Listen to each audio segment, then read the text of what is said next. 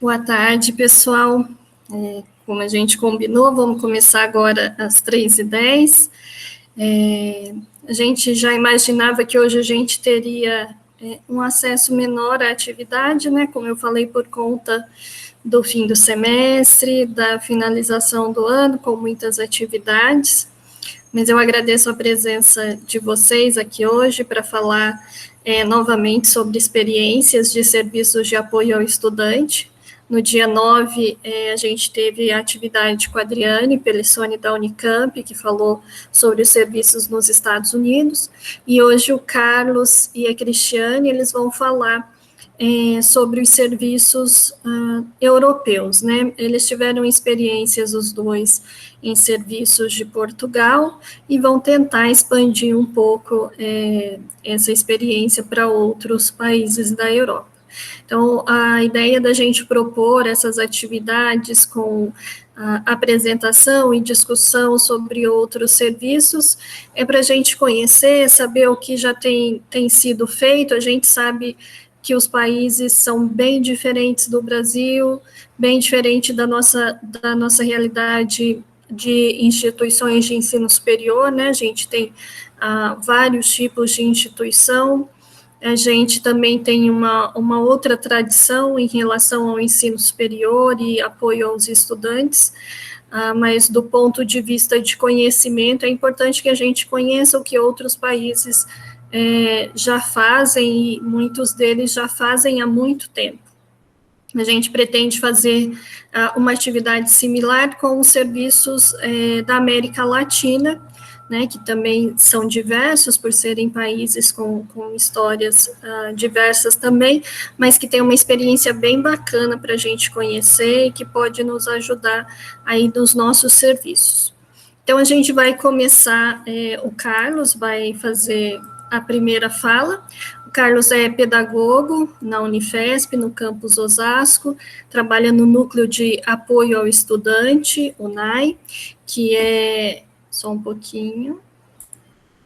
Tem que ficar voltando aqui.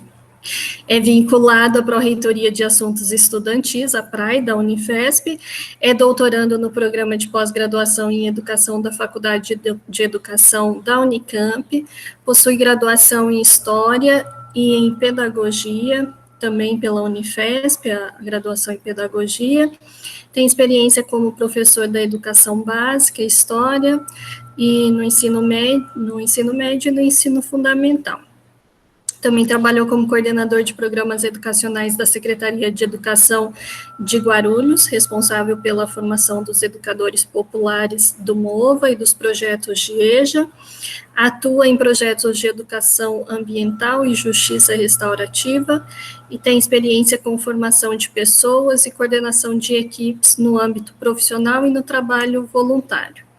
Também trabalhou como historiador no Instituto Butantan e pedagogo, desenvolvendo pesquisas sobre história da ciência, saúde pública, ciência e tecnologia, história social dos trabalhadores, difusão cultural e da ciência, divulgação científica e educação não formal.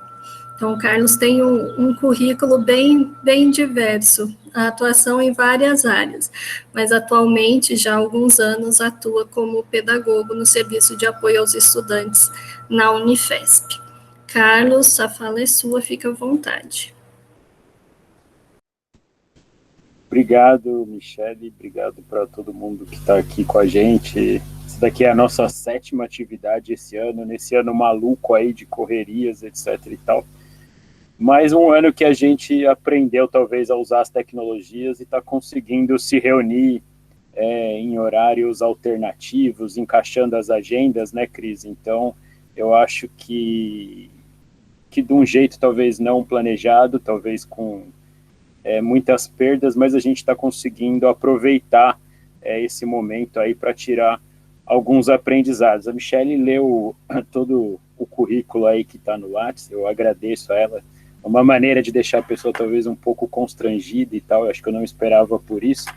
A Adriane talvez vai falar, olha, você não leu o meu currículo na semana passada, etc e tal, eu acho que eu fui bem informal com ela, mas eu vou fazer a apresentação aqui, pretendo ser breve.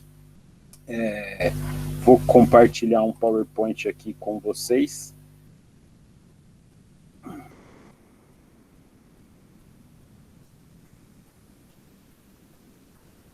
Deixa eu ver se... Tá. Não foi, né? Ainda não. Tá indo agora ou ainda não? Agora tá carregando. Tá. Pronto. Então tá bom. Eu vou apresentar um pouco, então, de alguns serviços de apoio aos estudantes em Portugal. Talvez a gente possa pensar um pouco em outros serviços de outros países aqui da Europa por algumas questões, tá? Mas eu vou, na maior parte do tempo, me centrar, sobretudo, nas instituições que eu conheci em Portugal. De alguma maneira, isso é uma espécie de um relato de experiência, né? A Michelle citou, estou fazendo doutorado no programa de pós-graduação em educação da Unicamp, e eu tive a oportunidade de participar de um programa de mobilidade internacional no começo de 2019.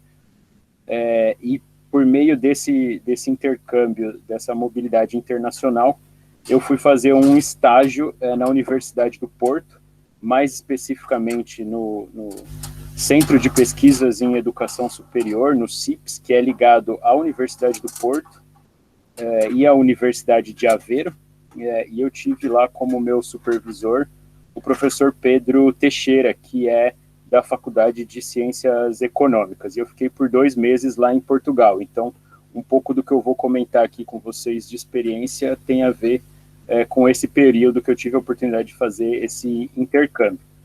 Nesse processo, eu visitei algumas instituições e eu selecionei essas 4 para a gente poder conversar um pouco aqui hoje: a Universidade do Porto, a Universidade de Coimbra, a Universidade do Minho e o Instituto Politécnico de Leiria. Eu separei algumas atividades, algumas características dos serviços dessas instituições para tentar, talvez, mostrar um pouco de pluralidade de ideias e de possibilidades da gente pensar os serviços. Então, não vou ir muito pelo caminho da definição conceitual do que são esses serviços, etc., e mais pensar nessa diversidade de possibilidades, talvez, para a gente ter ideias e pensar as nossas ações no Brasil. Eu acho que antes de entrar nos serviços propriamente dito, eu acho que pensando em Portugal e pensando em Europa, talvez algumas coisas sejam importantes da gente falar. O processo de Bolonha, né, que se efetivou em 1999, acho que a gente precisa citar um pouco isso para tentar entender como é que funcionam as universidades, o ensino superior hoje aqui na Europa, né? O processo de Bolonha, ele é específico da educação superior, mas ele está num conjunto de outras ações, digamos assim, dos governos europeus, que foi com a criação da União Europeia, também na década de 90. Então, você teve uma série de reformas estruturais aqui na Europa durante alguns anos, algumas talvez ainda acontecendo agora com o Brexit na Inglaterra, etc. Mas esse conjunto de reformas, do ponto de vista do ensino superior, ele se concretizou através desse processo de Bolonha, que, em linhas gerais, o que é que mudou em relação ao que era antes? Os países, eles passaram a ter, por exemplo, graduações comuns, ou seja, os estudantes, eles podiam cumprir os seus créditos em disciplinas em qualquer país. Aquela coisa da gente poder validar a disciplina numa instituição, levar e ser validada em outra, foi um processo simplificado para que pudesse ter a troca de estudantes nesse espaço europeu. Além disso, teve uma mudança do ponto de vista do currículo, né? O currículo na Europa, de uma maneira geral, ele é baseado num ciclo básico. Talvez ele lembre um pouco o que a gente tem com os nossos bacharelados interdisciplinares no Brasil, que foi um pouco inspirado nas mesmas ideias, em que os estudantes, eles fazem um bacharelado comum por 3 anos, e depois eles têm a opção de seguir ou para a carreira acadêmica, num mestrado, fazem mais 2 anos para um mestrado acadêmico, ou eles fazem uma habilitação profissional. Por exemplo, você faz um bacharelado em ciência e tecnologia e depois vai escolher algumas das tecnologias. Essas mudanças, de maneira geral, elas fazem com que o ensino superior, acho que na Europa, tenham características muito próprias, e aí isso também reflete, evidentemente, nos estudos, né, na aprendizagem dos estudantes, que também tiveram que se adaptar a esse novo modelo. Em relação, juntando isso, acho que uma coisa importante de falar é sobre o acesso ao ensino superior em Portugal. Para um grupo de estudantes, ele é relativamente parecido com o do Brasil, há uma espécie de um Enem lá, um exame em que, ao final do equivalente ao ensino médio, os estudantes prestam esse exame e, a partir dessa nota, eles podem concorrer às universidades. Eles primeiro têm a nota e depois eles se inscrevem. Porém, não tem um sistema parecido com o do SISU, no caso das instituições federais. Eles fazem as suas admissões de acordo com a nota deles e com as possibilidades nessa universidade. Porém, há outras formas de acesso às universidades. Esse é o mais comum para aqueles estudantes que têm uma certa linearidade, saem do ensino médio e procuram o ensino superior, mas há um grupo muito grande de estudantes tido como os estrangeiros, sobretudo que vêm de países de língua portuguesa, e isso faz com que a dinâmica de acesso seja um pouco diferente. Além daqueles estudantes que eles chamam de mais 23, que seriam os estudantes que eles já consideram trabalhadores, aqueles que saíram do ensino médio, por exemplo, e foram trabalhar e agora estão retornando os seus estudos. Além disso, acho que um ponto interessante para destacar é o que em Portugal é chamado de ação social. De alguma maneira, ela lembra um pouco o que a gente chama de assistência estudantil, ou PNAES. A ação social, ela também é pautada por uma legislação própria, que são os auxílios financeiros que os estudantes recebem por meio das instituições. Então, há um programa nacional, que a gente pode comparar com o Programa Nacional de Assistência Estudantil no Brasil. E acho que uma outra característica também que vale a pena ressaltar das instituições europeias como um todo é que mesmo aquelas que são públicas, há cobrança de mensalidade, né? Então, a ideia de ser público ou privado não é necessariamente ser pago ou não ser pago, a discussão é um pouco outra. Então, mesmo nas instituições públicas, há cobranças de mensalidade. E isso faz também com que a dinâmica dos serviços tenham características próprias. Dito isso, eu fui para essas instituições, para esses serviços, tentar entender como é que se dava o apoio pedagógico em Portugal. E aí, acho que acontecem aí as primeiras reflexões de que o curso equivalente ao de pedagogia em Portugal, que é Ciências da Educação, tem algumas possibilidades profissionais diferentes. E os profissionais que atuam nos serviços de apoio, eu não encontrei nenhum formado em Ciências da Educação, que era algo que eu imaginava que poderia acontecer. Nesse sentido, eu continuei pesquisando, e aí acho que talvez a Cris depois vai poder até complementar melhor. De maneira geral, em Portugal, quando a gente vai pensar em apoio pedagógico ou em ações parecidas com o que a gente tem discutido nos nossos encontros aqui do grupo, a gente vai ter um pé muito grande na psicopedagogia. Sobretudo profissionais formados na pedagogia, mas que escolheram o campo da educação para atuação. E aí eu vou começar a mostrar alguns exemplos dessas instituições que talvez ajudem a gente a entender um pouco.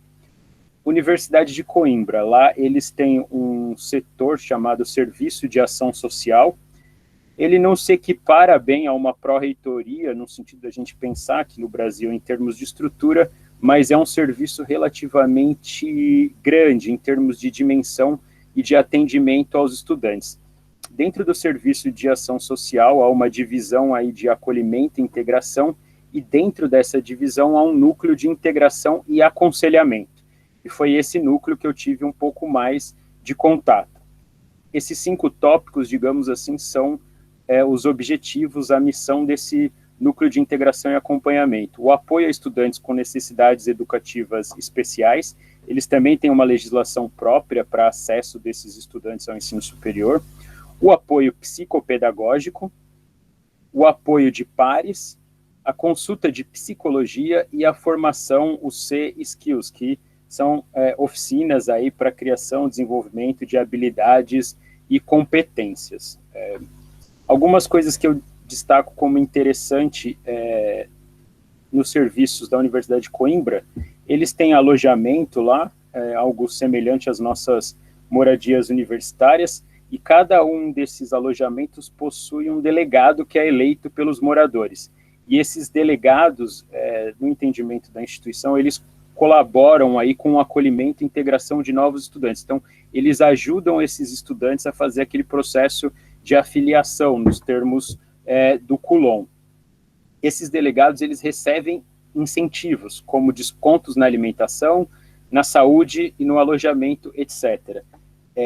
Aí aqui já dá para fazer um parênteses que, por exemplo, todos os serviços, de maneira geral, são pagos. Então, a alimentação é custeada pelos estudantes, a saúde é custeada, o alojamento é custeado. Os estudantes que recebem algum tipo de auxílio da ação social, né, da assistência estudantil portuguesa, eles recebem na conta deles e eles é que fazem o pagamento pelos serviços deles. Eles custeiam, não tem, digamos assim, a intermediação da universidade, não é a universidade que gere isso. Para ser delegado é necessário fazer um curso de formação após ser eleito, e acho que esse curso é uma das apostas do serviço para poder, junto com esses estudantes mais experientes, os veteranos, poder se aproximar de estudantes que eventualmente tenham mais problemas e mais dificuldades. E acho que outra coisa que é muito interessante é que todas essas atividades que esses delegados realizam, elas aparecem como um suplemento ao diploma. Então, no diploma vai constar que esse estudante ele foi um delegado, ou seja, que ele foi proativo em relação aos objetivos do programa. Eu voltei. Universidade do Minho, assim como a de Coimbra, eles também têm um serviço de ação social com uma abrangência bem grande, e eles têm algumas áreas de atendimento aos estudantes. As bolsas de estudo, que em geral são auxílios que os estudantes recebem para custear suas mensalidades, é assim que é o entendimento das bolsas de estudo.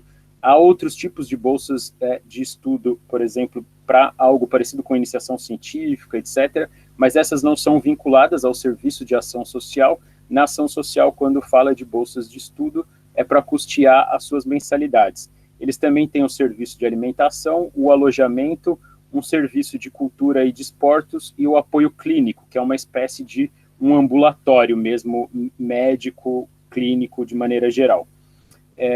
Na Universidade do Minho, quando eu pude visitar, acho que o que ficou mais evidente é que eles funcionam numa lógica um pouco mais do gerenciamento, ou seja, cada um dos setores tem a sua própria contabilidade em todos os termos. Então, assim, esses setores eles podem contratar mais ou menos profissionais de acordo com a necessidade deles, mas eles têm um orçamento que é baseado na quantidade de recursos e nos pagamentos que são feitos. Então, por exemplo, o alojamento é um serviço que é pago para você dormir. Estudantes que, por exemplo, necessitam de algum auxílio, eles recebem algum tipo de desconto para poder usufruir do alojamento, mas no alojamento é possível que você tenha estudantes de diferentes classes sociais, pagando valores diferentes. O montante desse dinheiro eles usam para gerenciar o próprio alojamento. Isso acontece também com a alimentação. No caso da cultura e dos desportos, os estudantes, quando querem usar fora do horário, em espaços de recreação, etc. e tal, eles podem alugar os espaços, eles podem fazer cursos, mas todos esses cursos são pagos e seguem a mesma lógica, ou seja, os estudantes que são bolsistas, eles recebem um valor para custear isso, esse dinheiro não vai direto para que ele tenha o serviço oferecido de graça. Isso é uma lógica própria. Não vou aqui entrar no mérito se é melhor ou pior, apenas só citando para a gente poder entender um pouco, mas fica muito claro em que eles buscam uma certa eficiência e uma sustentabilidade financeira desses serviços. Na Universidade do Porto, a Universidade do Porto ela tem uma outra característica, ela é totalmente descentralizada, ela é uma das maiores instituições em número de estudantes, mas ela é totalmente descentralizada, não tem um campo central, um lugar, etc. E eu fui conhecer a Faculdade de Psicologia e Ciências da Educação da Universidade do Porto, e lá eu fui tomar parte um pouco mais do programa de mentoria, do qual depois acabei conhecendo mais o pessoal, e inclusive o convite para colaborarem com a gente, escreverem um capítulo do livro. Então, para quem também quiser mais detalhes, tem um capítulo no livro sobre o programa de mentoria. Mas só para pensar da onde vem esse programa de mentoria lá na Faculdade de Psicologia e Ciências da Educação.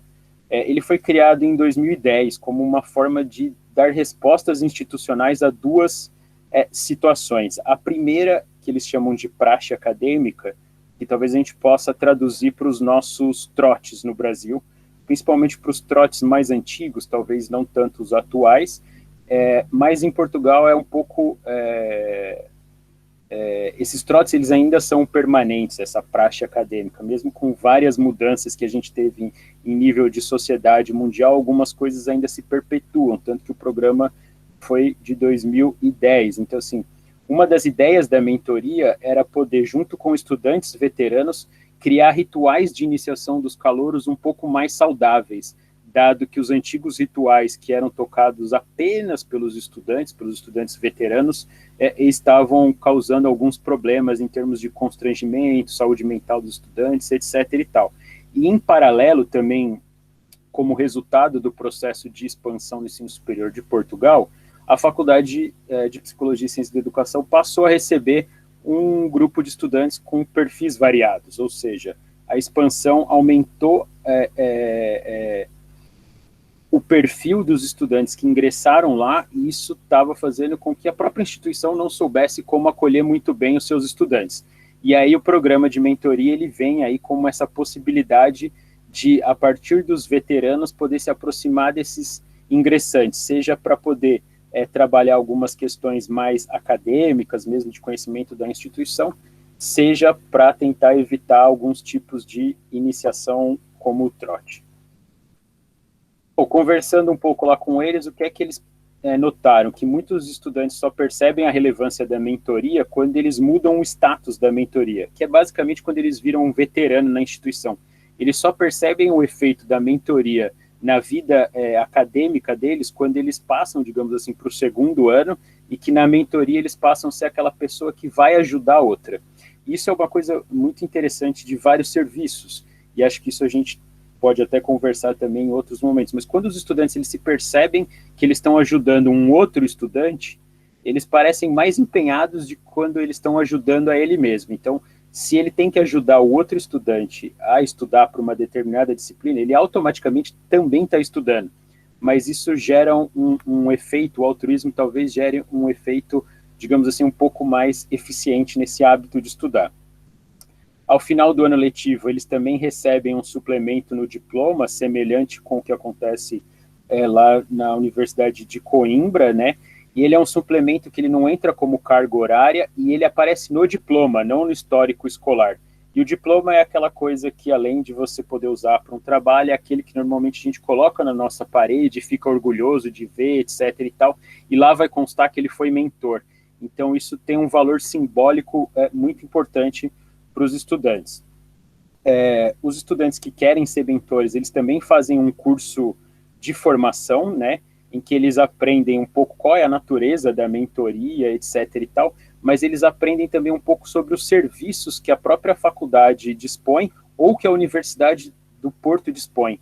E isso parece uma coisa importante, porque muitas vezes os ingressantes não têm com quem buscar auxílio, entender como funciona a instituição, que tipo de serviço poderia atendê-los. Então, são os veteranos que, através de um curso no sentido bem acadêmico mesmo, de ficar sentado, etc. e tal, vendo aulas, mas assim, eles aprendem um pouco de como funciona a instituição e os serviços, ou seja, eles aprendem os serviços que eles podem usar e eles acabam tendo condições de ajudar outros estudantes. Um relato do pessoal que coordena a mentoria, em tese, ela é voltada para dúvidas acadêmicas, muito parecido com os nossos serviços aqui, com a nossa atuação.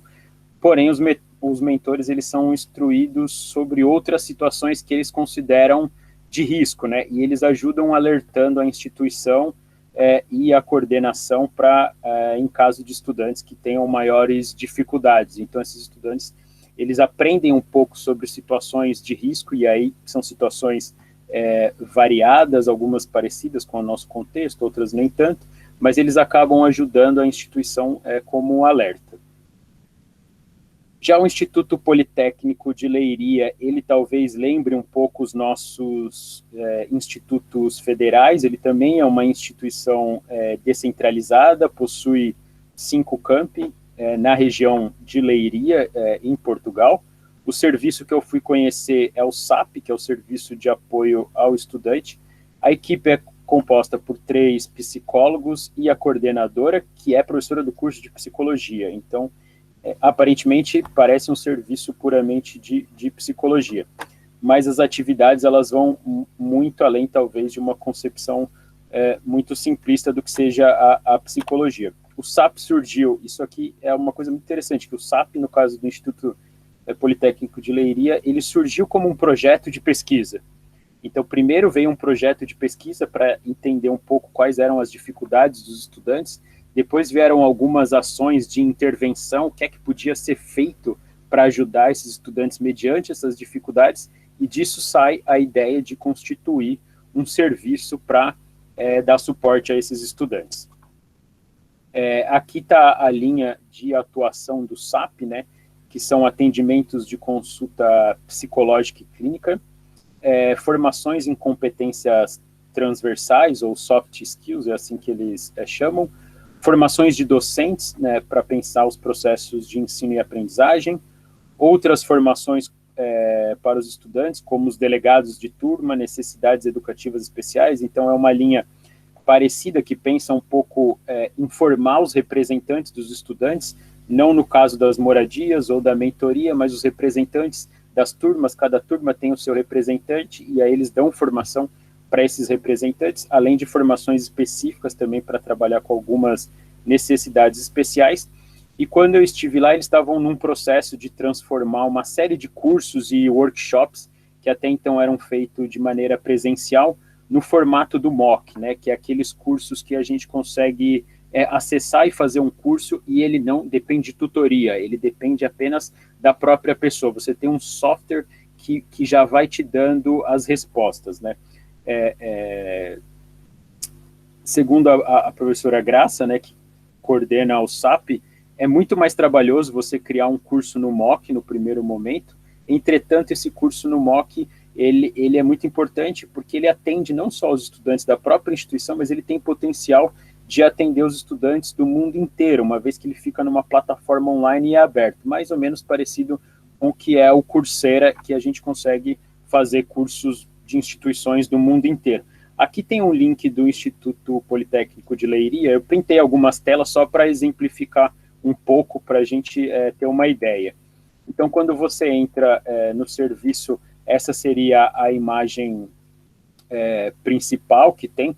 Então, lá na parte de cima, você tem algumas possibilidades aí: viver, estudar, região, alojamento, alimentação, desporto, serviços médicos. Então, você tem um site para isso. Depois, a definição do próprio serviço. Quando você vai um pouco mais abaixo, eles têm dois lados, assim, um pensando nas dificuldades, para que esse estudante tente, a partir de algumas palavras e de algumas questões, tentar identificar quais têm sido as dificuldades dele, e aí no canto da direita mostra um pouco o que é que eles disponibilizam em termos de serviço para talvez tentar responder a essas dificuldades. E lá na parte de baixo, na formação do SAP, você tem alguns temas e alguns links que você pode clicar, e ele vai te remeter a alguns materiais relativamente autoinstrutivos que você pode já, a partir desses materiais, começar talvez a sanar as suas dificuldades. Eu cliquei em um só para a gente pensar, que é a organização do espaço de trabalho. Então, tem a definição, para quem que é oferecido, os objetivos, como ele é, e aí ele está aberto, né? Tanto que uma das questões que tem aqui é que ele é um curso que é oferecido apenas em língua portuguesa, mas eles têm alguns outros cursos do MOOC que já são oferecidos, por exemplo, em espanhol ou em língua inglesa, porque isso pode ajudar outros estudantes, uma vez que eles têm muitos estudantes internacionais. Eu acho que é isso, fazendo uma apresentação bem rápida, e aí depois a gente pode, nas perguntas e no debate, ir sanando eventuais dúvidas. Obrigado. Obrigada, Carlos. Você prefere, se tiver perguntas agora, para você já fazer, ou deixa a Cris fazer a apresentação dela e depois a gente faz tudo ao final. Acho que pode a Cris fazer a apresentação. Talvez vão ter perguntas que eu e ela possa responder, então acho que pode ser certo, a Cris. Então tá. A gente vai ouvir agora a professora Cristiane Pessoa da Cunha Lacaz. Ela é doutora em Educação na área de Ensino, Avaliação e Formação de Professores da Unicamp, com especialização em Gestão Escolar pela Exalc-USP. É professora do Instituto Tecnológico de Aeronáutica, o ITA, no Departamento de Humanidades, e colaboradora do Laboratório de Bioengenharia. É chefe da Divisão de Assuntos Estudantis no ITA, né, o que seria o equivalente deles aos serviços de apoio ao estudante. Também é membro da Associação Nacional de Política e Administração da Educação, a ANPAE, membro associada da Rede de Apoio Psicológico no Ensino Superior, a RESAPT de Portugal. Tem experiência na área de administração escolar e é avaliadora de cursos institucional do Sistema Nacional de Avaliação do Ensino Superior, os SINAIS do MEC. A Cris também é autora, né, junto com o João, de um capítulo do livro sobre os serviços de apoio pedagógico ao estudante, apresentando o serviço do ITA, né, de orientação educacional, que já é um serviço bastante antigo. Então, quem tiver interesse também pode ler o capítulo dela disponível no livro.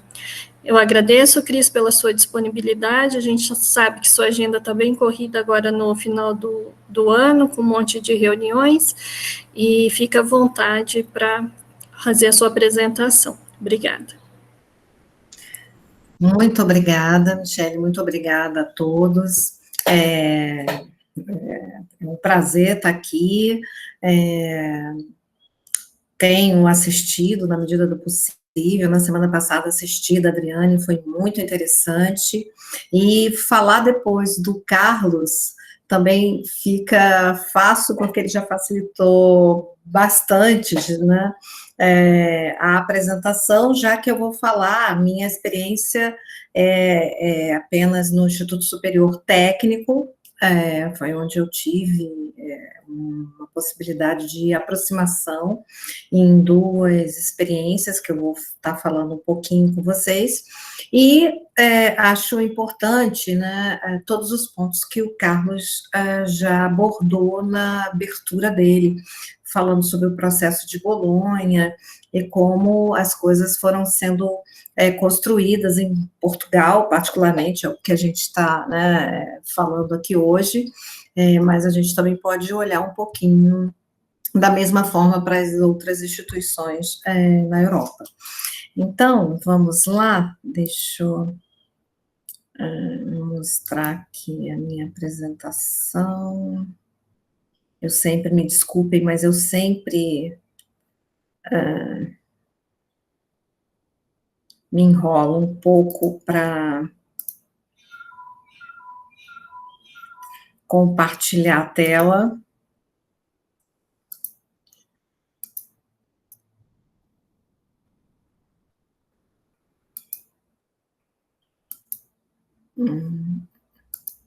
Bom, vamos lá. Acho que agora vai dar certo.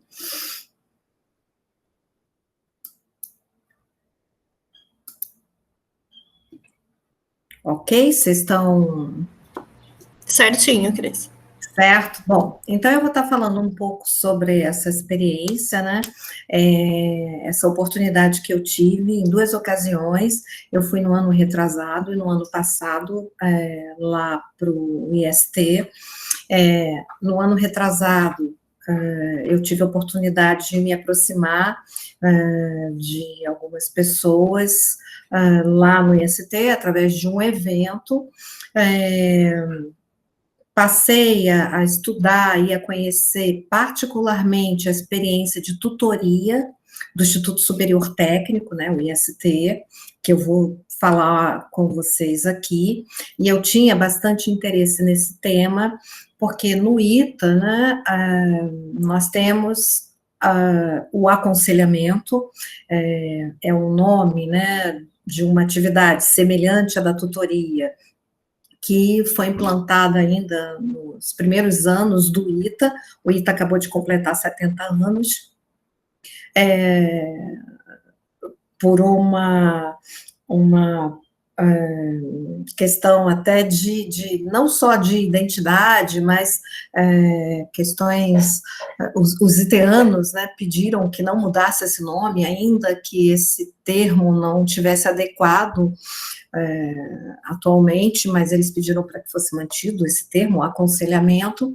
Então, eu, quando me aproximei do IST e fui para lá, eu tinha esse objetivo, conhecer o sistema, as formas, né, de apoio ao discente, mas com esse olhar para a tutoria, porque o IST, ele já ganhou vários prêmios com essa experiência de tutoria, eles têm um grupo muito forte trabalhando com tutoria, professores muito engajados, e eles, inclusive, eles prestam assessoria, já tiveram experiência em diversas instituições no país e até no exterior para a implantação dessa experiência.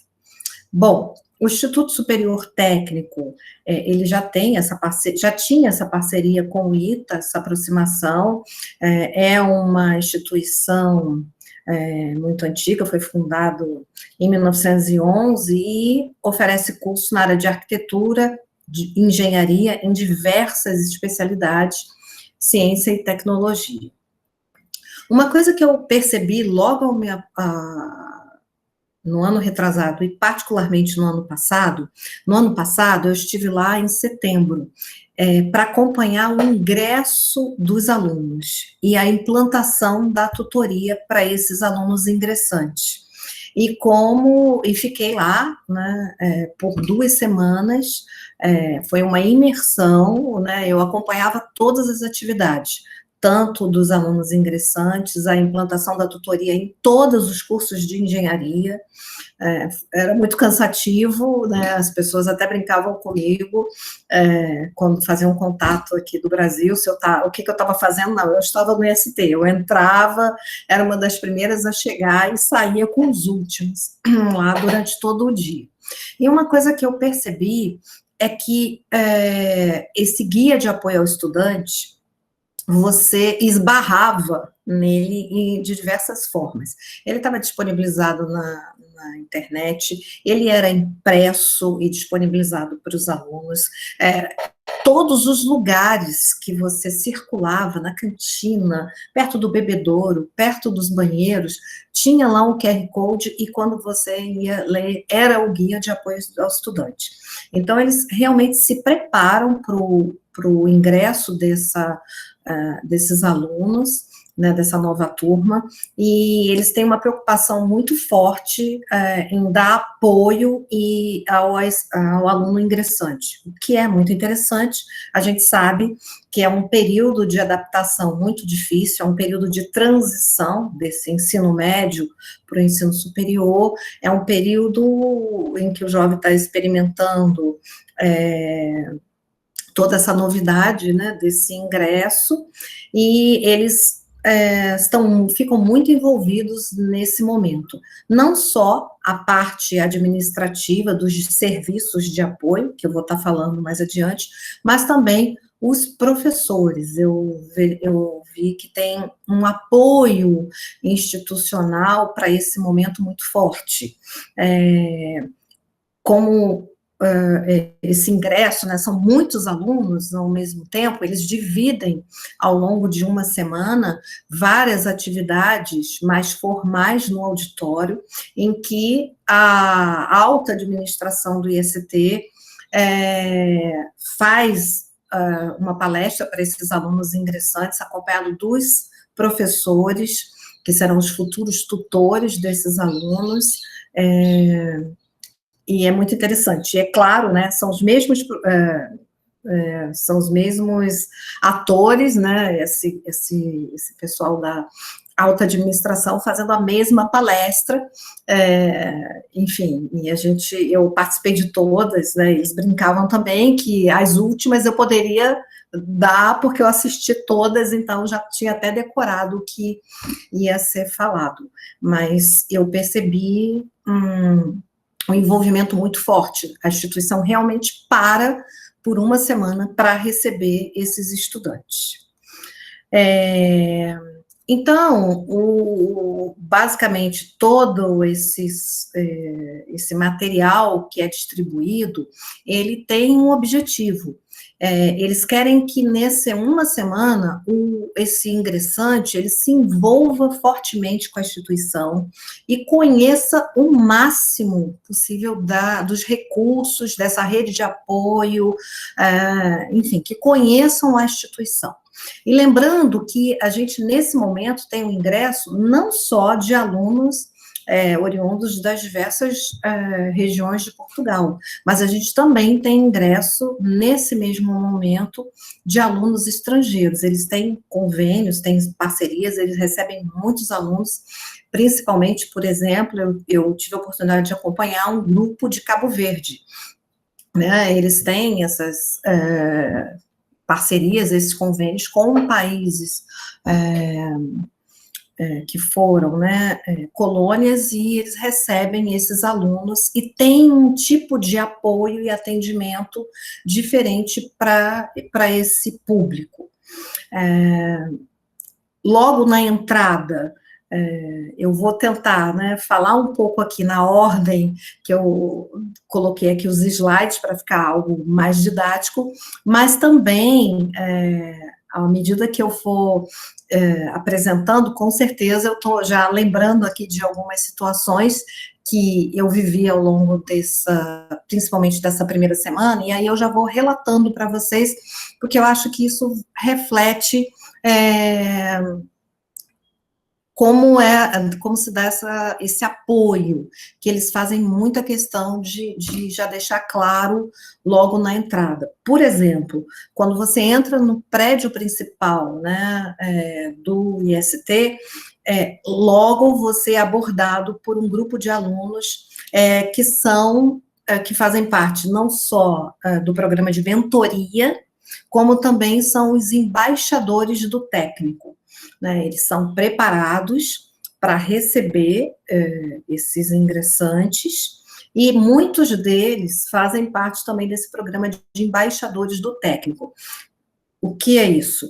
Eles, assim como o Carlos também falou do programa de mentoria, né, das outras instituições, eles são preparados, eles assistem aulas, eles são orientados a como falar do técnico da forma correta, os recursos que podem ser disponibilizados para quem está ingressando no técnico. E os embaixadores do técnico, que são esses alunos, né, um outro grupo de alunos, eles, inclusive, ao longo do ano, eles vão nas escolas, né, de ensino, que seria para a gente aqui ensino médio, lá, ensino secundário, né, eles vão nas escolas falar sobre o técnico, falar sobre os cursos, sobre as possibilidades, sobre as dificuldades. É muito interessante, eu tive a oportunidade de conversar com um deles, e ele falou, a gente fala também das nossas dificuldades aqui, do que a gente passa, mas a gente percebe muito entusiasmo em todos eles, em todas as falas. No site, que depois eu disponibilizo para vocês, assim como também nesse material impresso que você encontra à vontade nesse momento da integração, eles têm um livreto que é dividido dessa forma: serviços de apoio ao estudante, que basicamente, né, qual é a estrutura? O Núcleo de Desenvolvimento Acadêmico, o NDA, o Núcleo de Apoio ao Estudante, o Núcleo de Alojamentos, aí aqui, né, fala também sobre as áreas acadêmicas, a área da pós-graduação, a área do estudante do Campus PAC, que é um outro campus, que é um campus menor, mas recém-criado, apoio às necessidades educativas especiais, o Programa de Desenvolvimento de Carreiras, os serviços de informática, os serviços de saúde do técnico e os serviços de ação social. O Núcleo de Desenvolvimento Acadêmico do IST, o NDA, ele surgiu do antigo Gabinete de Apoio ao Tutorado, o GATU.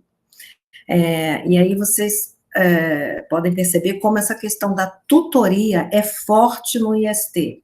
Tem uma história, e é daí, né, o gabinete foi crescendo, foi abarcando outras atividades, e hoje é o Núcleo de Desenvolvimento Acadêmico, que conta com pedagogo, psicólogas, aqui eu tive a oportunidade de ficar muito próxima, inclusive eu trouxe para o ITA, para nos ajudar, né, com a reformulação do nosso aconselhamento, a doutora Isabel Gonçalves. E aí, o NDA, toda a propaganda dele, e assim que o aluno chega, ele fala, e aí eu fiz o recorte exatamente como está lá, sabias que tens um tutor? Então, como é que isso acontece? Obrigatoriamente, quando o ingressante, nos 2 primeiros anos, eles possuem um tutor. O nome esse tutor, ele vai ser apresentado já no momento da chegada desse aluno. Ele vai ser apresentado esse tutor. E esse tutor vai acompanhar esses 2 primeiros anos.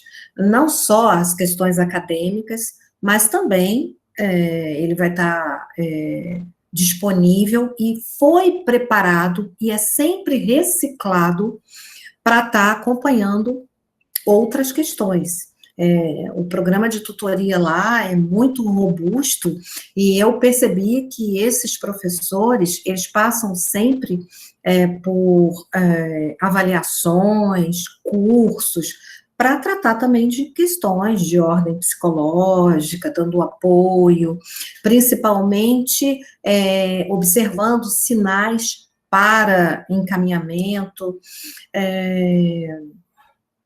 e é muito interessante, né, eles relataram, né, nessa minha visita, que eles têm professores já de idade, já perto da aposentadoria, que ainda continuam sendo tutores, e que sempre, eles falam disso com bastante paixão, com bastante envolvimento. Então, o Núcleo de Desenvolvimento Acadêmico, o papel dele é fortalecer e ampliar, principalmente, essa atividade de tutoria. Eles têm outras ações que eu vou estar falando, mas a base da atuação deles é esse programa do tutorado. Eles fazem, né, e aí é uma outra coisa, durante toda essa semana, eles têm cartazes, e têm apresentações, e tem, durante a chegada, né, e a apresentação mais formal no auditório, slides que mostram as vantagens e o que é o programa de tutoria. Tem um videozinho, que eu até tenho link, mas trazer aqui, apresentar, ia ficar um pouco longa essa apresentação, mas enfim, eles deixam muito claro quais as vantagens, e ele já tem, assim, e isso está disponível na página dele, qualquer um pode ir lá e verificar. Eles têm os relatórios anuais da tutoria, mostrando como realmente faz diferença para esse aluno ingressante, nas várias dificuldades que ele vai apresentar, dúvidas, etc., nos primeiros anos, ter alguém mais de perto. E foi muito interessante que quando eu conversei também, tive a oportunidade de conversar com profissionais da alta administração lá do ST, o que eles relataram? Olha, a gente começou a perceber que os alunos ingressantes precisavam de um apoio mais próximo, e a gente não ia ter perna para dar esse suporte. A gente podia contratar, o que seria muito oneroso, mas vários psicólogos, vários pedagogos, mas não é essa a proposta. Então, a gente percebeu que se a gente tem um professor envolvido apaixonado pelo programa e disponível para um grupo de alunos, um grupo pequeno, né, que cada professor pode ter no máximo 10 tutorados, eles perceberam que isso é muito mais efetivo, né, e eles mostram isso, eles já têm várias pesquisas e eles mostram esses dados, e lá está disponível na página deles. Então, eles falam aqui, né, dos benefícios, promovem um nível mais elevado de pensamento, aumentam o conhecimento específico de temas, estimulam uma aprendizagem autorregulada, melhora o rendimento acadêmico, aperfeiçoa as competências de comunicação, e aí tem uma frase que eles usam em todos os lugares, não é paga, mas vale ouro. O professor, ele não é remunerado por ser tutor, e mesmo assim, eles conseguem um nível de comprometimento muito alto. O outro núcleo de apoio ao estudante é o NAP. Ele tem, né, como missão, né, promover essa integração dos alunos e apoiam diversas iniciativas. Eles têm, né, esse olhar, né, para os novos alunos nacionais e internacionais. Principalmente, eles dão suporte para esse programa de mentorado, ou seja, eles preparam os outros alunos, assim como o Carlos falou, né, esse aluno já veterano, a apoiar e acompanhar esse seu colega que está chegando, que é ingressante. E é muito interessante, né? Eu tive a oportunidade de falar com vários alunos que participavam desse programa, e eles mostrando a responsabilidade, como isso era importante para eles, como era gratificante, é algo muito interessante, que, inclusive, a gente está pensando também em começar a implementar aqui no ITA. Bom, aqui também, né, eu acabei já falando um pouquinho lá na frente sobre o programa de embaixadores do técnico, que são aqueles alunos que eles percebem durante essa preparação da mentoria, que são alunos que têm uma desenvoltura para falar, que entenderam muito bem toda a complexidade administrativa do técnico, que sabem, vão representar muito bem o técnico, o IST, no meio externo, né? Então, eles fazem visitas, já tem uma escala durante todo o ano, nas escolas, mostrando o que é ser um estudante do IST. Eles têm lá, né, um grupo, né, a partir, né, do Estatuto do Estudante com Necessidades Educativas Especiais, eles têm lá um grupo de apoio a essas necessidades, em que o aluno se inscreve e recebe apoio, tanto de uma equipe técnica, como também a gente tem o programa de mentoria atuando aqui também, no apoio às necessidades educativas especiais, em casos principalmente menores, né, por exemplo, aqui está dando uma fratura de um braço, alguma coisa assim, e que um outro colega consiga apoiar esse aluno e fazer até algumas atividades juntos, né. Lá no IST, eles também têm um serviço de saúde, e aí eu listei aqui as especialidades, né, que são tanto médicas, como também o serviço de enfermagem, e eu listei aqui o que eles têm lá do serviço do acompanhamento psicoterapêutico, o que eles estão preparados e eles costumam ter bastante demanda.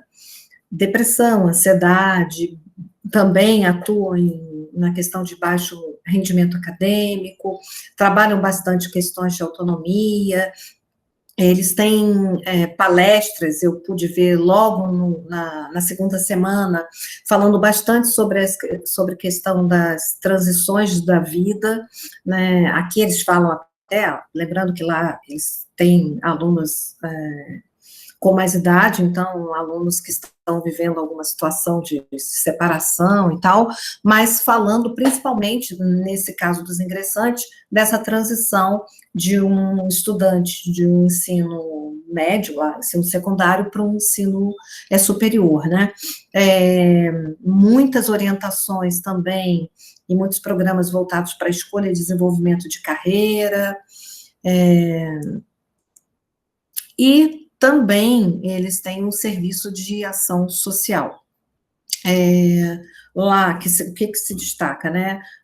A questão de alimentação nas cantinas, acesso ao alojamento, eles têm um alojamento em residências universitárias. Infelizmente, o que eu ouvi lá de relato é que esse número era insuficiente e eles estavam bastante preocupados com essa questão. Eles também tinham uma preocupação acentuada com esses alunos estrangeiros que vinham, eles relataram que principalmente de alguns programas, por exemplo, de Cabo Verde, eram alunos que precisavam bastante de apoio. Eles têm muitas parcerias com mecenas, né, ou seja, doadores, são homens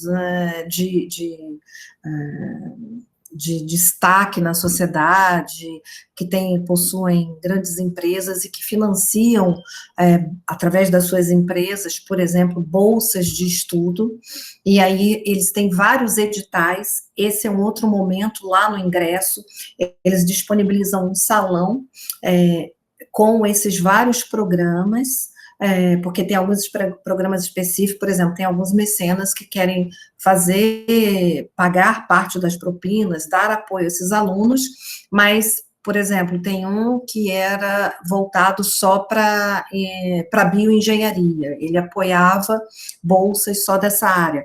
Então, eles disponibilizam nesse salão um grupo de alunos que são do programa de mentoria, assim como pessoal técnico administrativo e professores, para estar recebendo esses alunos e falando sobre os programas de bolsa e fazendo as inscrições nesse momento do ingresso. Aqui tem um outro capítulo desse livreto que fala sobre o que o técnico, né, espera, né, desse aluno, e para vocês terem uma ideia, eu separei aqui um material de apoio que eles disponibilizam tanto para professores, quanto alguns para os alunos e específico para os alunos. Mas, por exemplo, para os tutores, eles recomendam esse kit aqui como algo básico. Métodos de estudo, aprender a estudar, concentração, né, estratégias, onde estudar, como ser um excelente aluno, por que eu tenho que ir às aulas, preparação para os exames. Então, um material que eles foram preparando e coletando, que eles disponibilizam. Alguns estão disponíveis na página deles, mas eles têm lá um setor de apoio para disponibilizar, não só para os alunos ingressantes, mas fortemente para esses tutores, para que eles se preparem para dar essas dicas para os seus tutorados. Como eu já tive a oportunidade de falar, né, no início, nós tivemos essa aproximação com a tutoria do IST, nós já tivemos, a partir dessa minha aproximação, trouxemos a doutora Isabel para uma palestra aqui, para um curso rápido, né, pré-evento, um evento que nós tivemos aqui. Ela falou bastante sobre tutoria, sobre a experiência do IST, trouxe números. Nós tivemos a oportunidade também de falar sobre o nosso programa de aconselhamento, que precisava ser reformulado, e a partir daí nós já tivemos um lançamento de 2 editais. Nós estamos seguindo o modelo do IST, obviamente, com adaptações, voltado aqui para o nosso contexto. Tem sido muito interessante. A gente ainda tem no primeiro edital a gente teve o ITA é um instituto pequeno, né? Nós temos hoje na graduação 650 alunos. Oferecemos 6 especialidades de engenharia, mas a gente tem características muito diferentes das demais instituições de ensino superior, né? A gente forma alunos civis e militares, então, hoje o nosso corpo docente chega perto de 200 professores, contando com colaboradores, e a gente teve no primeiro edital 35 professores inscritos para a tutoria, e nesse que acabamos de lançar para a turma que vai ingressar agora, outros 38. Então, a gente está bem empolgado.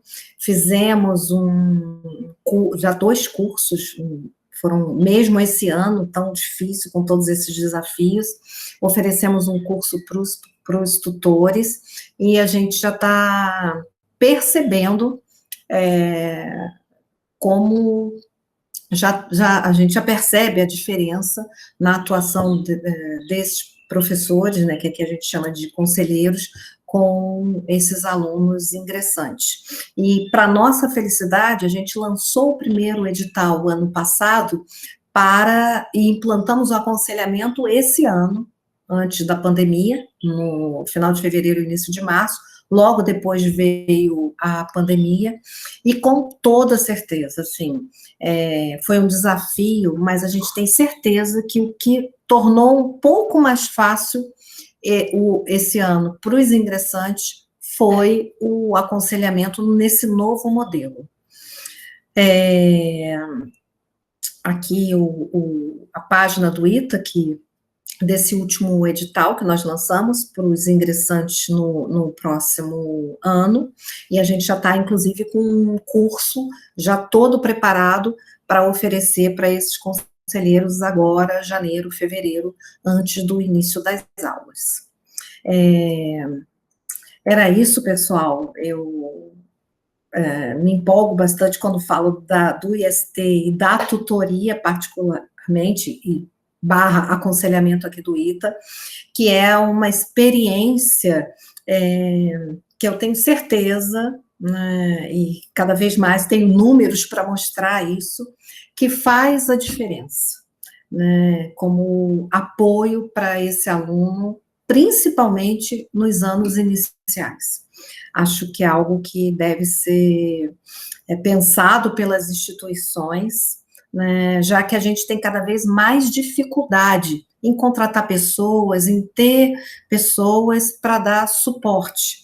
Então, não que a gente vá substituir a atividade dos profissionais que compõem e que devem compor as unidades de apoio ao aluno, mas a gente tem que ter mais braços, e eu acho que esses braços devem ser esses professores como tutores, esses alunos como mentores. Eu acho que isso cria uma rede, um suporte muito interessante. Acho que a gente ainda tem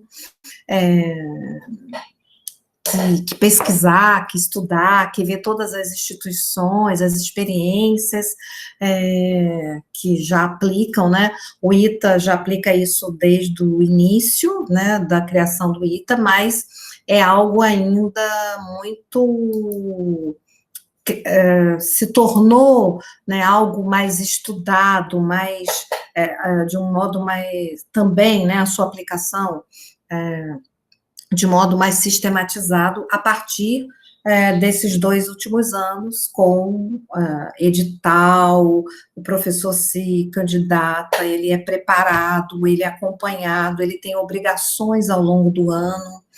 E o que a gente conseguiu aqui, a gente está caminhando, mas já a primeira etapa já foi vencida, é que esse professor que é conselheiro, né, / tutor, né, ele vai conseguir que essa atividade seja pontuada para a sua progressão docente. Foi a forma que a gente conseguiu para reconhecer essa atividade, reconhecer que esse professor dedica horas para esses alunos, e que isso vai fazer a diferença nesse percurso acadêmico desse aluno. Agora eu vou parar de falar, porque eu falo muito, agradeço, e acho que agora a gente pode ir conversando, batendo papo, respondendo, e é isso. Obrigada. Gente que agradece, Cris, muito obrigada, Carlos. Quem tiver perguntas, quiser abrir o microfone, fique à vontade. Quem quiser pode colocar no chat. O João fez uma pergunta, Cris, sobre o programa de tutoria do IST. O professor tutor, ele não é remunerado, mas há alguma contrapartida na avaliação para progressão de carreira dos docentes, né, como vocês conseguiram no ITA, se há isso lá no IST. E eu queria saber do Carlos e da Cris o que a gente chama aqui de apoio pedagógico, de orientação educacional, se há serviços específicos nessas instituições que vocês visitaram e quem são os profissionais responsáveis, ou se é o psicólogo ou o psicopedagogo que faz todo o trabalho, independente dessas especificidades. Bom, posso falar primeiro? Deixa eu só já responder a do João. Na verdade, deixa eu corrigir até algo que eu falei. De alguma forma, lá no IST, eles acabam sendo remunerados, mas de que forma? Alguma carga horária que seria destinada para aula, para atividade docente, ela está sendo paga, mas ela é contabilizada para eles atuarem como tutores. Claro, é uma carga horária mínima, mas tem de alguma forma, essa remuneração. Mas o que eu percebi é que, e conversando com todos os professores, que é uma atividade tão gratificante, eles tinham tantas histórias para contar, desse acompanhamento, e eles ficavam tão empolgados de falar de quando eles, por acaso, próximo dos seus alunos, né, dos seus tutorados, percebiam algo, eles tinham a oportunidade de ir ali já atuar, de fazer um encaminhamento, e depois perceber que aquilo foi superado pelo seu aluno, eles diziam que isso era muito importante, relevante, era algo bem interessante. Quanto a essa questão do apoio pedagógico, eu percebi, assim como o Carlos falou, em alguns serviços, profissionais da área de psicologia, mas que estavam bastante voltados para educação, tinham sua trajetória e cursos, enfim, alguma coisa de formação na área de educação, e atuavam para essas questões. Apesar de ter lá no IST um setor específico.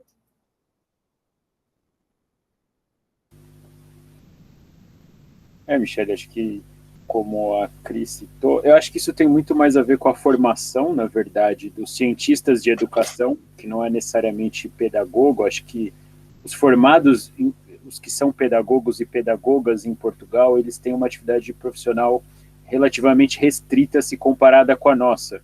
Eles são pensados para atuação o que seria a nossa educação infantil e o Fundamental 1, que é mais ou menos uma parte do nosso curso de pedagogia. Mas acho que depois da reforma, né, dos cursos de pedagogia aqui no Brasil, aquilo que eram as habilitações e que foram incorporadas dentro do currículo da pedagogia, o escopo ele aumentou. Então, quando você vai para dentro dos serviços, de maneira geral, quando são profissionais, eles têm a formação inicial em psicologia e geralmente eles têm uma especialização ou um mestrado na área de educação. Alguns, talvez, na neuropsicologia, tem uma dimensão, talvez, que vá um pouco mais para a saúde, alguns profissionais. Então, ou você tem professores, você também tem professores que atuam nesse serviço e aí você tem uma combinação entre professores das faculdades de psicologia e das faculdades de educação, dependendo um pouco da característica e do serviço. Entretanto, em linhas gerais, do ponto de vista na prática, os serviços e as atividades que eles dispõem, elas não são tão diferentes das nossas. Eles têm os atendimentos ou acolhimentos individuais aos estudantes. Em algumas instituições, eles separam a parte clínica, que é uma atuação do psicólogo, da parte que seria uma atuação mais em relação a orientações acadêmicas, que talvez seja aqui os pedagogos e outros profissionais aqui no Brasil realizam. Então, assim, você tem essa separação dentro desse atendimento individual. Em termos de atividades coletivas, eles têm as soft skills, na verdade, são as nossas oficinas que a gente faz em variados formatos, etc., aqui, e alguns cursos. Então, do ponto de vista prático, eles também têm isso.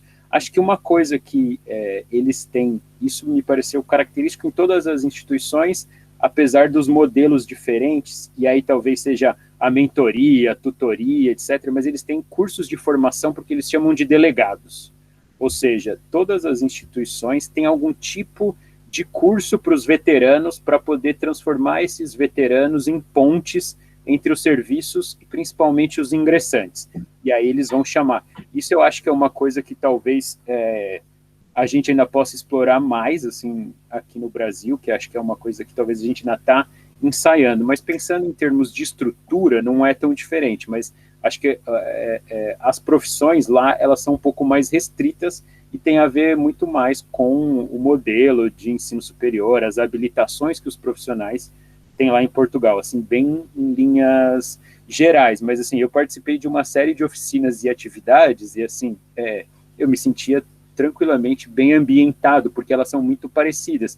Em geral, elas têm por trás, em termos de teoria, principalmente a autorregulação da aprendizagem. Em algumas linhas distintas, por conta das instituições e as suas escolhas, mas de maneira geral, digamos que quando você está nesse âmbito da psicologia da educação, todas elas têm aí como teoria por trás a autorregulação da aprendizagem. Obrigada. Cíntia, pode falar. Oi, boa tarde, gente. Eu queria fazer, não uma pergunta, né, mas um comentário. Eu sou psicóloga escolar da Universidade Federal do Rio Grande, trabalho numa PRAE, e gostei muito, né, de ouvir as falas, tanto do Carlos como da Cristiane, porque apontam, né, para o que a gente vem percebendo, assim, como saída para o nosso trabalho, que é de um trabalho muito mais preventivo, né, do que de apagar incêndio, como é o que a gente normalmente faz, né, nas praias, assim. Então, é uma coisa, são iniciativas muito importantes nessa área, né, de que a gente possa ver esse caminho muito da prevenção. E nesse sentido, assim, como eu sou psicóloga escolar, né, eu trabalho muito com a prevenção. Eu não trabalho como psicóloga clínica na minha universidade, não é o meu papel, e muito do que eu faço é o que o Carlos descreveu ali, né, no Instituto Técnico. É realmente trabalhar com essas questões, eu faço junto com a pedagoga, a gente faz oficinas no início do ano sobre gestão de tempo, sobre técnicas de estudo, sobre apresentações acadêmicas. Nós fazemos existe um programa na universidade que se chama Acolhida Cidadã, que é muito semelhante ao que a Cristiane relatou, onde a gente recebe os calouros, são 2 semanas de atividade, e cada curso, os próprios alunos e professores elaboram as suas atividades, o que vão fazer, e nós da PRAE temos um espaço nessa programação, onde a gente apresenta os serviços, a gente faz rodas de conversa sobre o que é entrar na universidade, sobre quais são as dificuldades, quais são as facilidades, quais são os serviços, né, que a universidade oferece. Então, desde que a gente começou a fazer isso desde o início, né, antes da gente participar tão ativamente da acolhida, a gente percebia que os alunos só procuravam o serviço no final do semestre, ou quando estavam, assim, muito desesperados, assim. E agora, desde que a gente começou em 2017 a fazer parte da programação, o programa da Universidade é desde 2010 também, né, para acabar com os trotes violentos, E a gente começou a perceber desse início que os alunos começaram a nos procurar no primeiro mês, né? Uma coisa muito mais preventiva, para coisas muito menores, né? Dificuldades muito pontuais e muito menores que a gente tem como auxiliar e tem como ajudar, né? Porque o que acontecia antes, muitos alunos, eu trabalho num campus que é só engenharia, então, assim, muitos alunos das primeiras dificuldades já iam embora, né? E hoje a gente vê, assim, que eles se aproximam muito da gente, que isso se torna mais fácil. Então, quero dar os parabéns, assim, por vocês trazerem essas atividades, né, e que a gente possa reforçar realmente, assim, a importância dessa questão preventiva dentro dos serviços. É isso.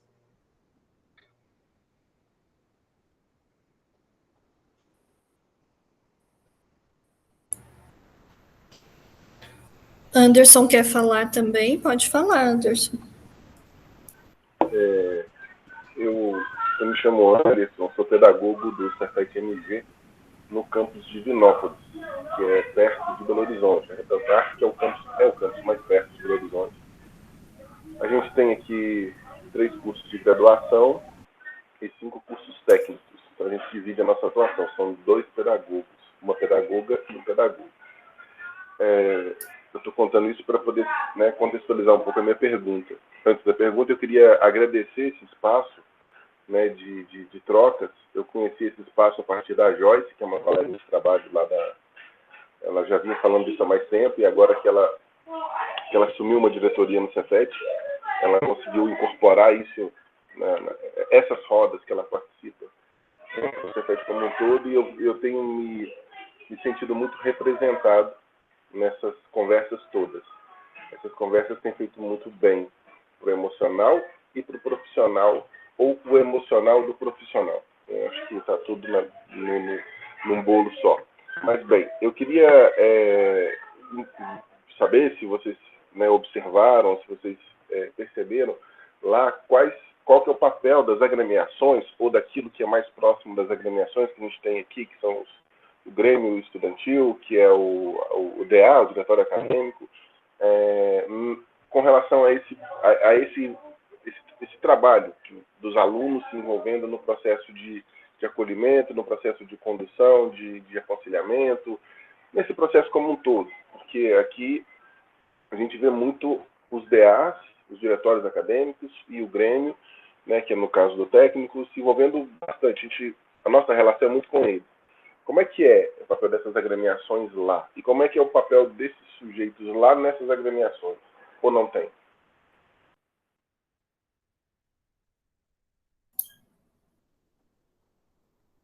Quem primeiro, Carlos? Fica à vontade, Cris, pode ir.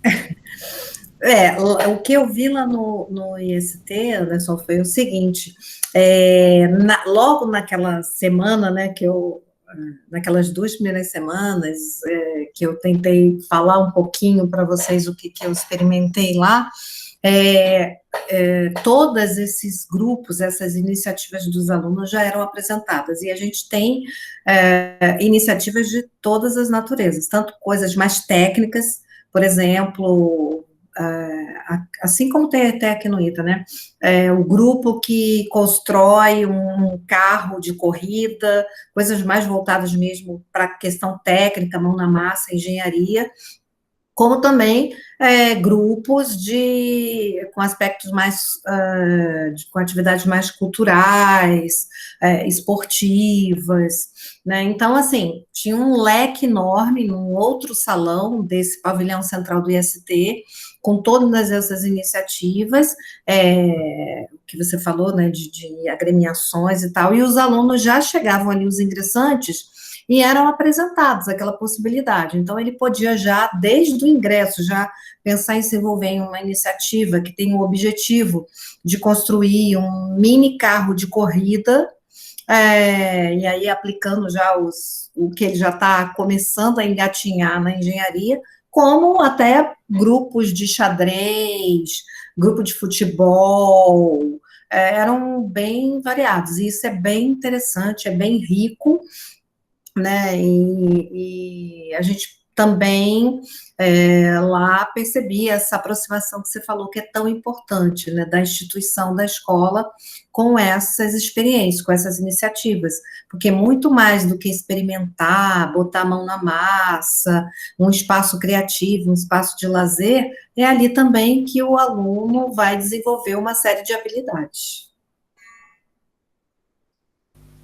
Eu vou emendar aqui, Anderson, e acho que primeiro só comentar o seu primeiro comentário e não tanto a pergunta. Eu acho que a ideia de criar esse espaço, esse grupo de estudos era porque acho que alguns anos atrás, tanto eu quanto a Michelle e outros colegas, talvez tínhamos a mesma sensação que você, principalmente de um isolamento, né? Acho que além da questão de referencial, da gente poder estudar e poder entender a nossa própria prática, acho que tinha um pouco essa ideia de isolamento do que eu estou fazendo, e às vezes ter a oportunidade coletiva, a gente pode ir vendo que às vezes a gente não sabe se está fazendo tão certo, tão errado, porque a gente não tem ali muitos indicadores e parâmetros. Então, a ideia do grupo é justamente essa, a gente poder aqui discutir, poder comentar e trazer as experiências. Então, seja bem-vindo, quando quiser perguntar, participar, contar mais da experiência também, fique à vontade, não só você, mas como todo mundo, porque a ideia é justamente essa.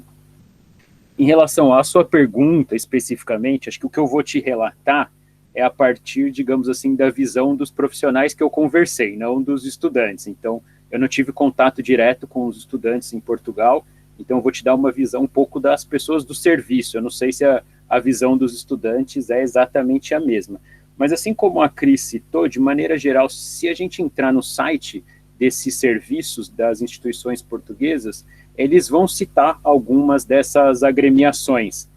Elas talvez tenham algumas características um pouco diferentes de alguns movimentos políticos nossos, tipo diretório acadêmico, centro acadêmico, que tem um outro tipo de engajamento, talvez de pautas mais políticas. Lá talvez é mais perceptível essa dinâmica de projetos, você ter grupos que se organizam para temas comuns e não tanto com um viés, às vezes até para fora da instituição, etc., mas é super comum. E os serviços identificam esses grupos como parceiros, e eles tentam, na medida do possível, estabelecer mais contato. Isso às vezes se dá com mais facilidade, com menos facilidade, dependendo da instituição, do grupo. Às vezes algum grupo é mais solícito num ano, e aí você também tem uma renovação dos estudantes nesse grupo, isso faz com que o serviço não consiga dar continuidade. Algo muito semelhante com o que acontece com a gente, independente do tipo de agremiação, mas eles identificam de maneira geral que esses grupos, eles são super importantes aí para as parcerias com o serviço. Às vezes eles até convidam esses estudantes, assim como a gente faz também, para até ajudar nas oficinas, nas atividades, etc. e tal. Isso também acontece, então não é tão diferente. O que muda talvez sejam as características dos grupos. Eles tentam, de uma maneira geral, institucionalizar esses grupos para que esses estudantes ganhem o equivalente a créditos aqui nosso. Então, por exemplo, eles podem usar a experiência num grupo, por exemplo, de um projeto de carro, etc., ou numa atividade esportiva. Eles têm muitos grupos vinculados a atividades esportivas, e a participação nessas atividades vai gerar um crédito para eles em termos de currículo acadêmico. Nem sempre o crédito ele pode eliminar uma disciplina ou qualquer coisa parecida. Ele vai entrar como um suplemento, ele é um crédito a mais, você não consegue trocar isso, mas isso vai constar no seu documento oficial que você participou de uma entidade, etc. e tal. Isso parece que é um caminho razoavelmente interessante lá em Portugal. Nos Estados Unidos também é assim, um pouco do que a Adri comentou com a gente na semana passada, é a ideia de tentar transformar algumas essas coisas das contrapartidas, assim como para os professores talvez sejam você poder usar isso para progressão, no nosso caso aqui brasileiro, mas assim, eu vou me dedicar a isso, então seria interessante que a instituição reconhecesse. Qual é a melhor forma de reconhecer sem necessariamente passar por uma questão financeira, uma vez que há escassez de recursos em Portugal, nos Estados Unidos, aqui, sobretudo nas instituições. Então, assim, como é que eu valorizo isso? Então, acho que esse talvez seja um ponto que a gente não explore tanto aqui ainda no Brasil, de tentar fazer com que essas atividades também tenham essa valorização acadêmica. Talvez agora, com a curricularização da extensão, a gente comece a dar alguns passos de maneira geral, mas acho que ainda é um processo. E só ainda voltar um gancho da Cíntia, do comentário anterior, eu acho que quanto mais a gente puder se dedicar em investir em atividades, projetos que sejam pensando a promoção e depois a prevenção, para depois a gente pensar na reparação, eu acho que mais a gente vai estar qualificando a instituição e mais a gente vai estar dando condições de fato para que os estudantes tenham a sua autonomia em relação aos estudos. Eu acho que uma série de atividades que a gente realiza de caráter reparativo, elas são extremamente importantes, a depender do estudante, das necessidades que ele precisa, inclusive os atendimentos pedagógicos individuais, muitas vezes eles são de extrema importância, então não é que a gente tenha que abandonar isso, mas é que eu acho que a gente não pode ficar só nisso, eu acho que a gente tem que pensar um pouco nessas atividades que promovam hábitos de estudo, promovam relações de qualidade na instituição. Acho que essa deveria ser aquilo que a gente mais dedica energia. O formato, acho que as instituições têm que pensar a sua própria realidade, nem sempre a mentoria, a tutoria vai funcionar exatamente numa instituição, porque tem que ver as características dela. A Cris citou, o ITA já tinha uma experiência de aconselhamento, então a coisa funciona, talvez em outra instituição você vai ter um movimento um pouco mais na defesa, e talvez seja melhor pensar num outro mecanismo, mas acho que é por aí o caminho, assim, para a gente poder, de fato, dar um salto aí de qualidade e garantir que os estudantes tenham autonomia e façam as suas escolhas sem depender muito da instituição. O João tinha feito um comentário no chat sobre a sua fala, Carlos. A autorregulação da aprendizagem tem ajudado alunos, principalmente nessas épocas de pandemia, onde os distratores parece que estão mais presentes. E aí a Marilda fez uma pergunta, que era também uma pergunta que eu gostaria de fazer. Ela disse que esteve em 2017 na Universidade Autônoma de Madrid para uma visita técnica, e o serviço que eles ofereciam lá era mais burocrático, de apoio à realização de estágios e recebimento de alunos intercambistas, ou algo muito específico da saúde mental, isso no curso de psicologia. Não sei se funciona desta forma em outros cursos. Confesso que fiquei um pouco desapontada, pois esperava encontrar muitos modelos de atuação, embora eu não tenha ido para este fim. Vocês têm informações sobre outras universidades? E aí eu queria perguntar isso para vocês, se nas leituras ou na própria experiência lá com os profissionais de Portugal, se vocês tiveram informações sobre outros países da Europa, se os serviços são semelhantes, se o processo de Bolonha impactou também um pouco na aproximação desses serviços, né, em termos das ações que eles desempenham, já que os alunos agora tem uma mobilidade maior entre os países e as instituições. Então, eu queria saber disso, se vocês têm alguma informação sobre serviços de outros países europeus.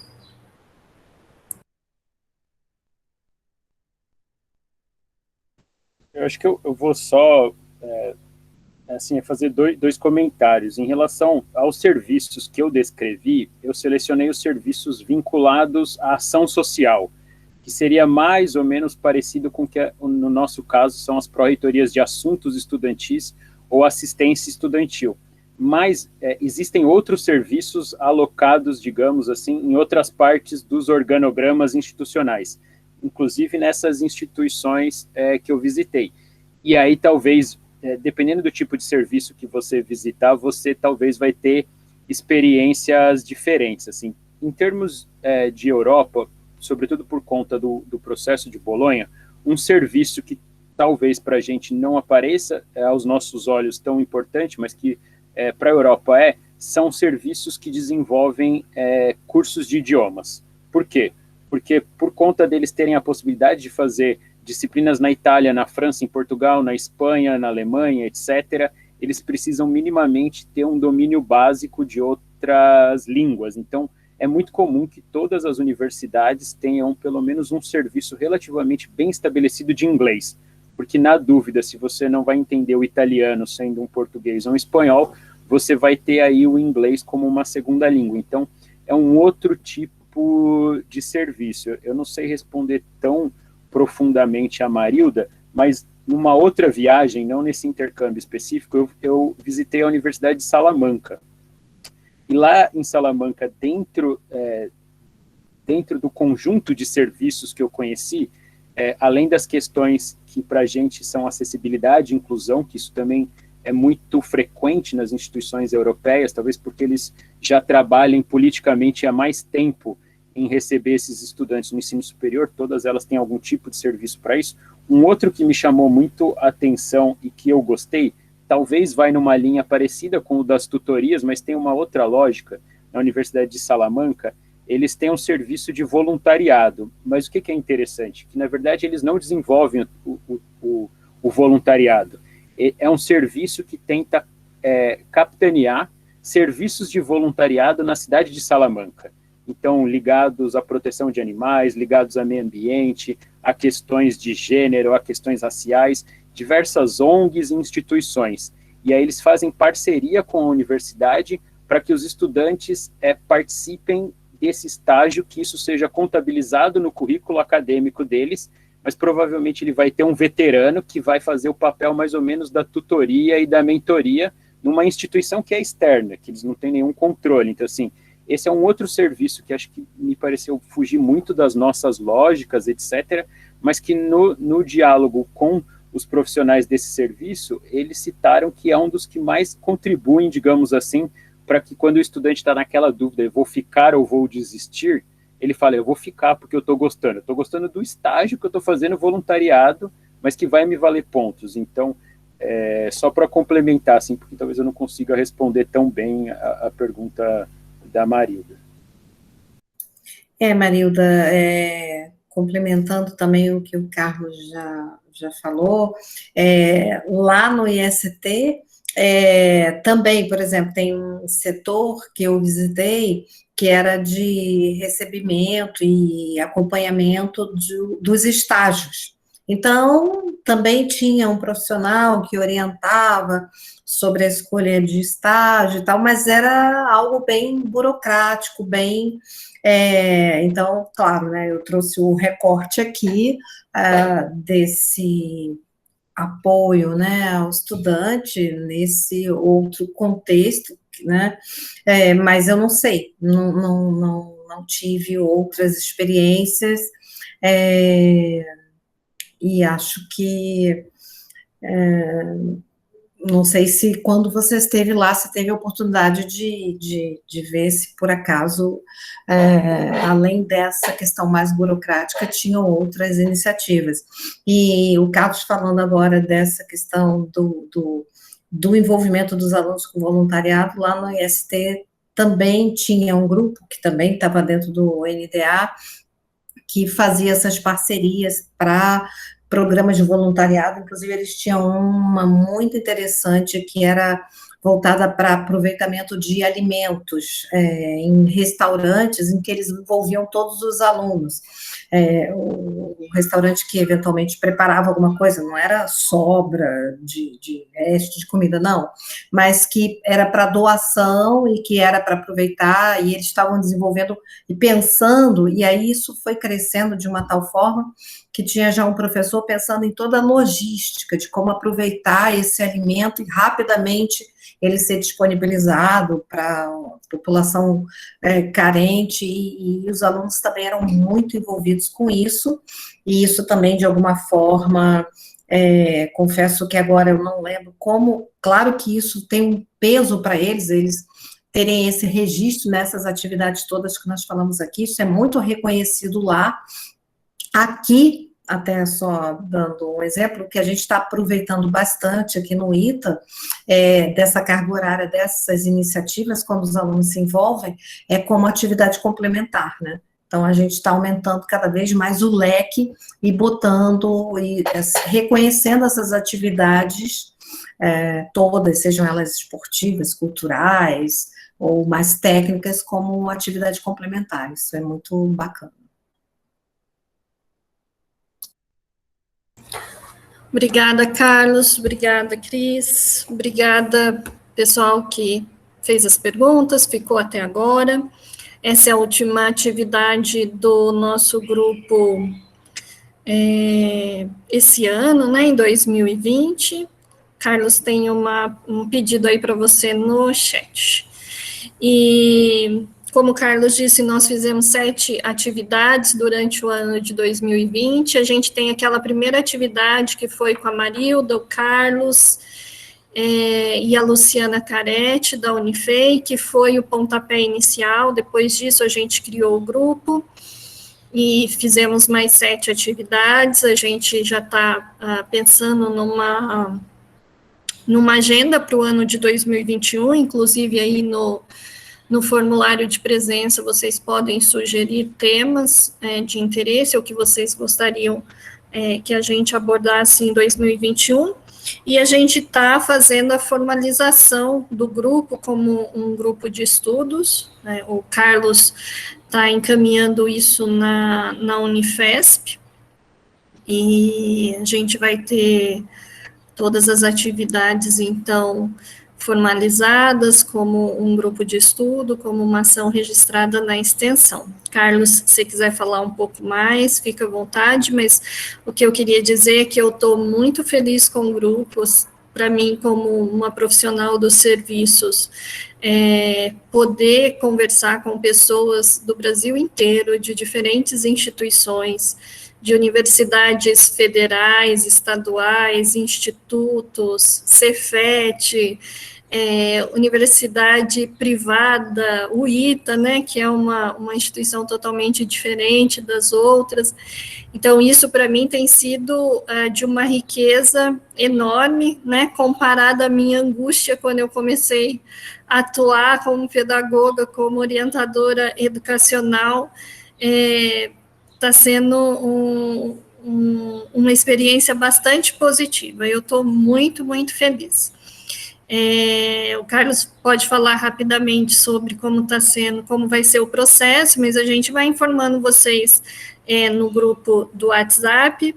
A gente provavelmente começa a agenda das atividades em fevereiro de 2021, mas a gente mantém contato pelo WhatsApp. Novamente, obrigada, Carlos, obrigada, Cris, pela fala de vocês, por contribuir, e um final de ano muito saudável para todos nós, que a gente, dentro dessas condições, a gente possa ter um Natal feliz, com todo mundo protegido, com as nossas famílias, e que o ano que vem seja um ano de boas notícias e de vacina para todos nós. Abraço.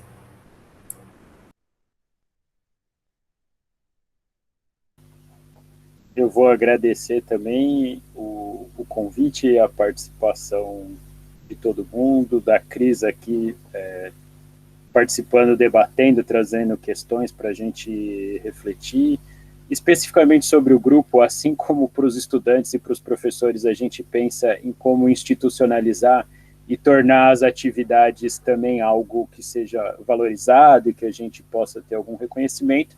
Acho que a ideia do grupo era essa, a gente precisava desse tempo aí para ir ganhando um amadurecimento, pensando as nossas atividades. A ideia é formalizar ele como um projeto de extensão, para a gente ir ganhando mais escopo, mais corpo aos poucos, para que, quem sabe, daqui a um tempo a gente possa dar passos maiores, etc. e tal. Então, como a Michele falou, na medida que acontecer e a gente conseguir institucionalizar, a gente vai mandando pelo grupo de WhatsApp, vai pensando aí nas próximas atividades. A gente tem alguns temas aí que foram, digamos assim, sugeridos ao longo das atividades que a gente fez esse ano, que vão do apoio pedagógico e a relação com a saúde mental, serviços profissionais, trabalho interdisciplinar, discussão sobre sistemas de alerta ou acompanhamento dos estudantes para registros de informação, a pauta sobre a avaliação desses serviços e o impacto das nossas ações no desempenho acadêmico e na qualidade dos estudos, falar um pouco sobre a qualidade do sono e a relação com a aprendizagem. Hoje acho que a gente já conseguiu mais um outro tema aí para pensar, que é programas de tutoria e mentoria na nossa realidade. Então, Acho que a gente tem alguns temas aí que já dá para começar o ano que vem explorando. Vou encerrar aqui agradecendo, mas nessa perspectiva aí de pensar um 2021 com certeza melhor do que esse ano de 2020, então desejo para todo mundo aí saúde e força aí. Obrigado.